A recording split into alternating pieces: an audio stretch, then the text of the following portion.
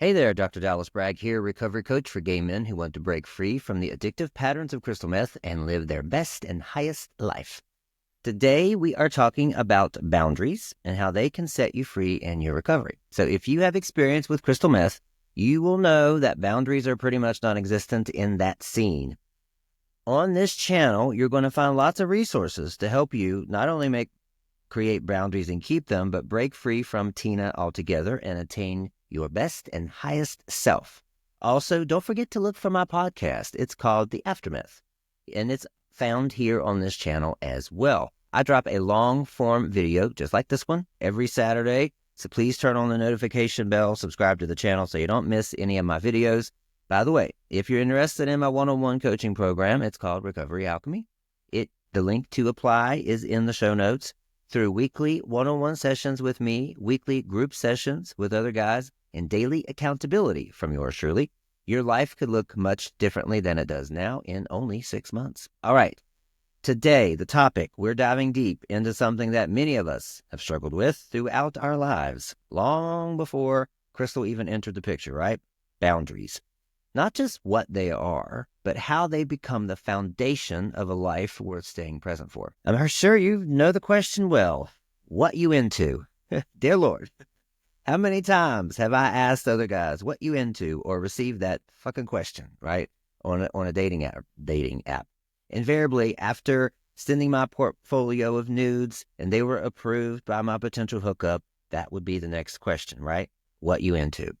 And I've often wondered if my answer to that question even mattered when I was talking to someone else doing crystal meth. But while in active meth use, my answer was always, the question is, what am I not into? That was always my comeback there.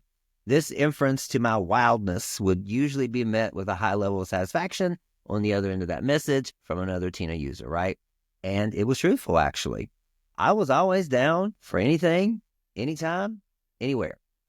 I'd like to say that my willingness to explore came from a healthy place, but it did not. And I wanted to be accepted. I wanted to be accepted by as many men as possible. So I had to be into as much as shit as possible, right? And the facade that I was open to most any extreme taboo made me very popular, at least on the onset in the conversation, right? But even in the gay meth scene, one must compete for levels of hotness and work to enter certain cliques in the scene. And this was quite easy for me because I had zero boundaries. In fact, I had no idea what boundaries even meant. Of course, this led to placing myself in several dangerous situations. I compromised whatever integrity that I had left, and I was losing my sense of identity. So fast forward to recovery, I was more than 3 years meth free before I began to understand the freedom of boundaries. Here's the hidden truth about boundaries. In our community, let's start with what many of us know, but we rarely speak about, right? As gay men, we learned early that survival meant shapeshifting. We adapted to others' expectations and became chameleons in a world that wasn't safe for us to be ourselves. Then crystal meth came along, promising to erase that pain, the pain of the compromises, right? To make us feel powerful in a powerlessness world. Those early adaptations were actually survival skills. They kept you and I alive. They got you here. And now in recovery, you're ready for something a little authentic. And now in recovery, you're ready for something a little deeper. The art of authentic boundaries. So here's how to understand the deeper why. Boundaries aren't just about saying no, but it's about recognizing that you're worth protecting. Think about it. Every time you compromise your boundaries in active use, you were trying to meet a legitimate need. Connection, acceptance, escape from pain, feeling seen. Those needs weren't wrong. Your methods of meeting them just weren't serving you. They weren't healthy. Now, in recovery, boundaries become your way of honoring those same needs while staying true to your healing journey. So here's the connection to Crystal, and this is beyond the surface of boundaries, right? So getting real about how crystal meth specifically impacted your boundaries. It made us feel invincible when we were actually at our most vulnerable. It created false intimacy that made genuine connection feel impossible and boring. It blurred the lines between pleasure and self-destruction, and it convinced us that endless accessibility was the same as genuine connection. It really feels genuine in the moment. By the way, I help gay men. If this is all ringing true for you, I help you break free from the addictive patterns associated with chemsex or Tina and become your best and highest self. My one-on-one coaching, it's called Recovery Alchemy, is a 6-month intense program that can literally change your life. I accept 2 new clients a month. You can apply by clicking the link in the show notes. Okay, so let's talk about the 7 tenets of boundary work in recovery. Number 1, body sovereignty. Your body is your first home. During active use, we often treat our bodies like a temporary house or a shithole, really. Now we're learning to treat them like sacred temples, like they are. Crystal meth taught us to override our body's natural signals: hunger, fatigue, pain, desire. It made us feel invincible. And while it simultaneously disconnected us from our physical wisdom, we are disconnected from our body. In recovery, reclaiming body sovereignty means learning to interpret and honor signals from your body again, to hear signals from your body again. And when your body says it's tired, you rest. When it's hungry, you eat. When it's oversaturated with stimuli, you create a quiet space. You listen to your body. And this isn't just about basic self-care. It starts on the basic level, but it's about rebuilding trust with your most intimate relationship, the relationship that you have with your physical being. So here's a practice for it. Start each day with a body scan. Turn your awareness to different parts of your body and notice where you're holding tension. This is your body's boundary wisdom speaking. Release the tension. That's a good place to start. All right, number 2, emotional autonomy. So you have the right to your feelings without managing others' reactions to them. Listen to that. You have a right to your feelings without managing others' reactions to them. Hear me on that. Crystal often made us emotional chameleons, and now we're learning to honor our authentic emotional landscape. We learn to push everything back and push everything down, probably before Crystal, because maybe our parents taught us it's not okay to show emotion. And if you're like me, my dad said, stop crying, or I'll give you something to cry about. Many of us learned early in life, right, to modulate our emotions, to keep others comfortable, mainly parents, right, to tone down our joy, to hide our pain, to mask our anger. Crystal meth seemed to offer liberation from this, right, from this emotional container. But instead, it just created wider swings between numbness and overwhelming intensity. You've been there. You've rode that roller coaster, right? True emotional autonomy means recognizing that all of your feelings are valid messengers speaking to you, not inconveniences for anybody else, not inconveniences to be managed or to be picked apart or judged. It means understanding that you can feel sad without being responsible for cheering everyone else up, or feel angry without having to justify your anger to anyone else ever. Here's a practice. When someone asks how you're feeling, pause for 3 breaths before answering. Give yourself permission to feel and be vulnerable and honest before you respond. All right, number 3, digital boundaries. This is the big one. Our phones can be the portals. They are the digital drug dealers, right? To both. They can be the portals to connection, and they can be the portals to triggering situations or relapse, right? Using episodes. Creating clear digital boundaries isn't about isolation You're isolating yourself, but it's intentional connection. Intention. In our community, digital spaces are often serving as lifelines when physical spaces aren't safe or accessible, and we feel judged and we feel unsafe in the clubs or whatever. We turn to the digital landscape. Then during active use, these same platforms became hunting grounds, right? For the next high, the next fuck, the next hookup, the next escape, the next orgy. The challenge in recovery isn't about completely disconnecting. It's about transforming your relationship with the digital spaces. They're going to be there anyway. This means being honest about which apps, which messages, which contacts act as triggers. It means recognizing that a 3 a.m. message of, hey, sexy, is probably one of 500 that's been sent out by that same person. This isn't just a message coming to you. It's a potential gateway to using again that requires a clear boundary. So a practice would be set specific hours for checking dating apps if you choose to use them.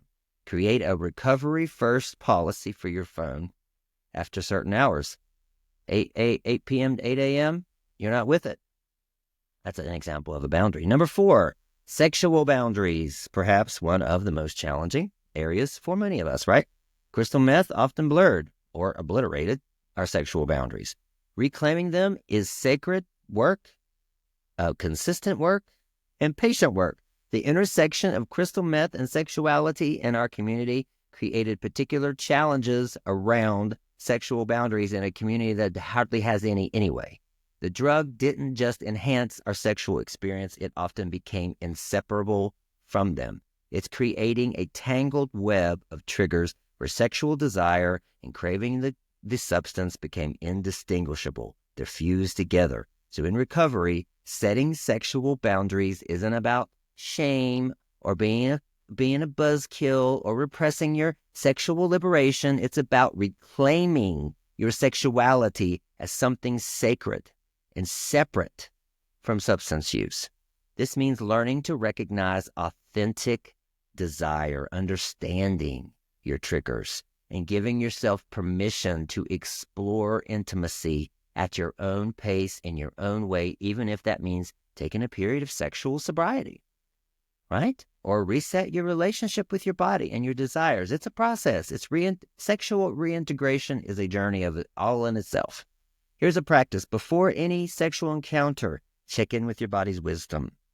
What does genuine desire feel like versus a compulsive seeking, a need for attention, a need for validation? I'm depressed. I need someone to make me feel better, right?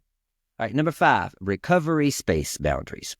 Your recovery journey is yours to share or not share. We get pressured to live out loud, right?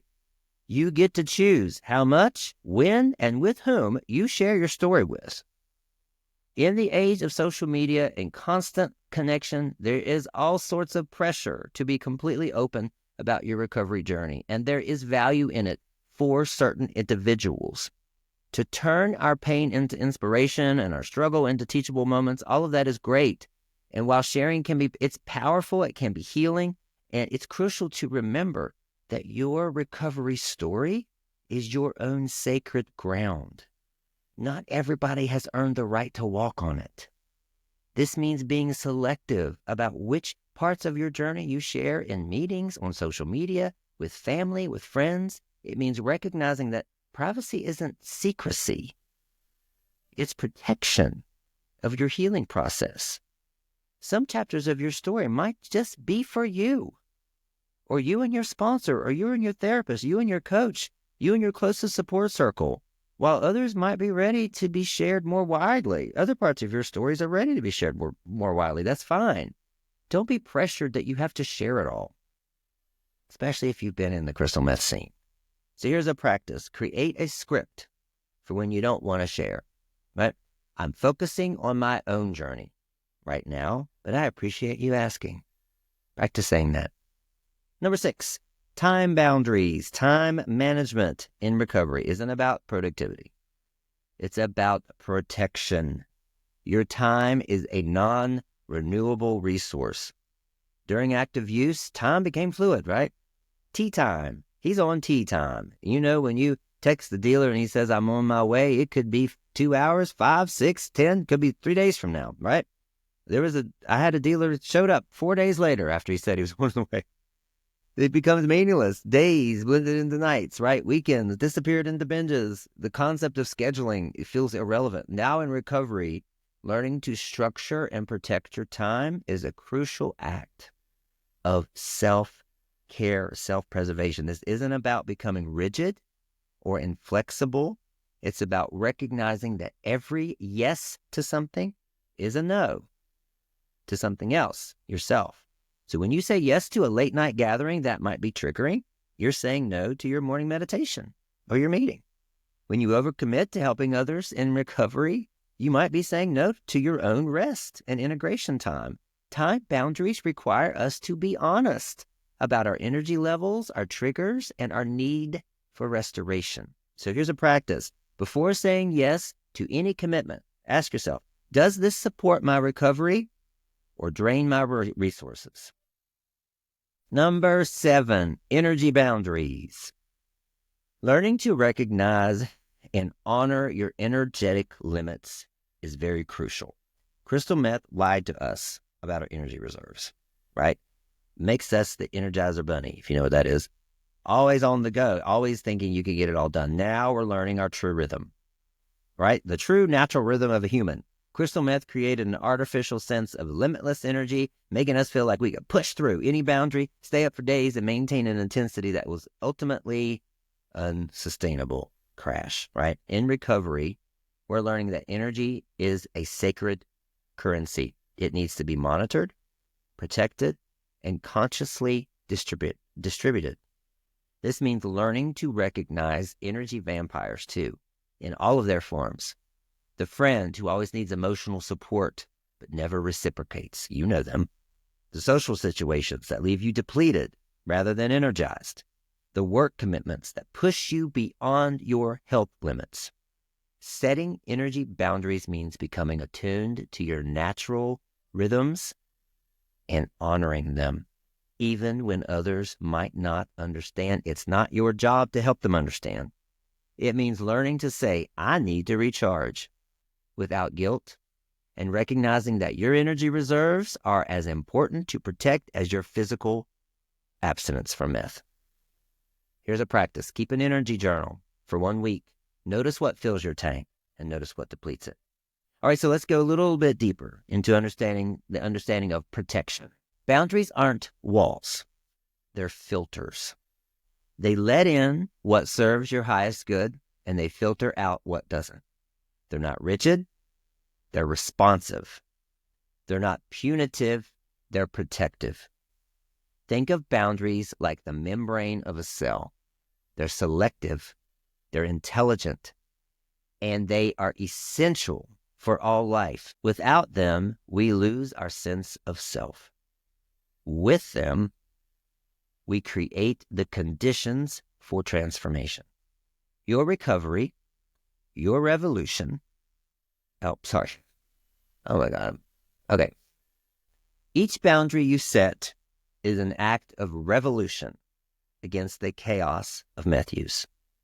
Each limit you honor is a vote for your future self. Each no is really a yes to something deeper inside you, your inherent worth, your right to exist on your own terms, your journey of becoming. The same courage that got you into recovery is the courage that will help you maintain your boundaries. You've already proven you're capable of radical transformation. You've already proven that. This is just another expression of that power. Woo, that was a lot. I hope that you enjoyed it. I hope that you got a lot out of it. If you have any questions, comments, put them below the video. I'd love to hear from you. I'd love to know what you think and your experience with boundaries too. All right, guys, I will see you next week. Love you all.